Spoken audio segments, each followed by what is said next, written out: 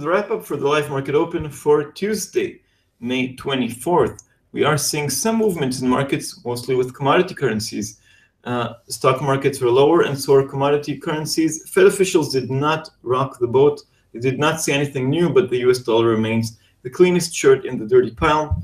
And the yen also comes along for the ride, and commodity currencies are the weakest. We heard the IMF saying again they want unconditional debt relief for Greece, want to push back Greece's debt, to defer payments to 2040 and ending them at 2080. Probably will have just a deferral of the decision, the regular can kicking down the road. Lots of headlines are expected to come out of Brussels, but real decisions not so soon. Let's see, this will grab the headlines today. But basically, there's a problem. Germany wants the IMF to be inside, but without debt relief. The IMF wants debt relief. Otherwise, it's not in the bailout. If there's no agreement, they just decide not to agree to defer the decision. That'll be interesting today. Fed officials, we talked about that. The Japanese finance minister talked about dollar yen comfortable at 109. Let's see if this is maintained. Yesterday figures, weren't that important. Some disappointments, some mediocre figures from the US with the flash manufacturing PMI, and unconvincing figures also from the Eurozone. Today on the calendar, as I mentioned, the Eurogroup meetings, UK PSNB, the public sector net borrowing, probably showing more government borrowing from the public. German's economic sentiment at 9 GMT, expected to show a slightly more upbeat sentiment among German businesses. Maybe this could stabilize the euro, which is sliding at the moment. Mark Carney talks the inflation hearings in Parliament, and the Brexit will, of course, take center stage. He has been blamed of interfering, but I think he does have an impact. Let's see if he talks against the Brexit once again. I mean, not against, but warning about the implications. He's playing along the Remain campaign. We have the ECB Financial Stability Review. Usually not a market mover, but if they talk about monetary policy, especially about dangers to financial stability from deflation, that could weigh on the euro, but let's see for that. A significant US release is the US new home sales. Every sale of a new home triggers lots of economic activity around that. Expected to show a small rise. For those trading the Kiwi, which is on the back foot, but a relatively strong commodity currency, we have the Kiwi trade balance, New Zealand trade balance at 1/4 to 11 GMT, and worth mentioning also construction work done in Australia at 1:30 GMT.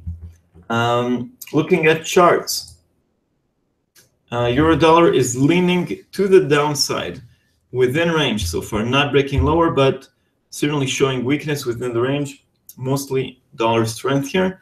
So 111.87 is the current level. 111.80, 111.50 are lines of support. Further support at 110.70, resistance 112.50, 113.35. Pound dollar, surprisingly strong. I really don't know what's the reason for that. 145.25, maybe it's a new opinion poll. 145.80, 146.50 on the top side, 144.10 on the downside, followed by 143.70. Dollar yen moving a bit up. That's the dollar strength we've been talking about. 109.50. 112 is strong resistance. 111 is strong resistance. Strong support 108.25. Canadian dollar showing weakness, but most of the move came out yesterday. Next line of resistance 132.20 and then 133.10. Supported 130.80 and 130, the round number. Aussie dollar pushing, breaking into lower ground, 71.64 the current level. Further support 71.40 and resistance 73. Kiwi dollar 67.20. Used to be support and move under this level. Let's see if it's sustained.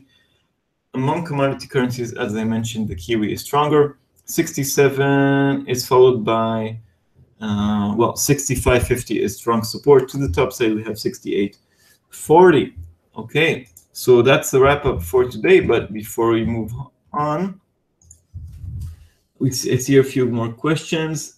Oh, by the way, pound, the June vote, probably brokers will change margin requirements, try to avert another Swissy fiasco killing positions. And brokers will need, holding pound like me, need diligence on account margin leverage. Yeah, that's a good point, Ed. Yeah, we've already heard that IG has announced margin changes. So if you're trading with IG, check out their news regarding trading around the Brexit referendum, not only in the weekend before the publication, okay? Sorry, not only in the weekend, well, actually in the weekend before and after the referendum, and I think even one weekend before that, also on the weekend of June 10th, okay? So basically for 3 weekends in June, if I'm not mistaken, but check out your broker, you'll have different margin requirements. Also, I believe, I haven't heard news from other brokers, but in the past, FX Pro, FXCM, others also changed margin requirements for relevant pairs. It was for the euro around the referendum in Greece, the referendum, and yeah, and as Ed mentioned, it's the Swiss National Bank that still has left, that we still have open wounds from that. Okay, so yeah, so thanks, Ed. I also thank you. Yeah, mine are already adjusting. Yeah, we'll probably see more of these announcements as we get closer to the event.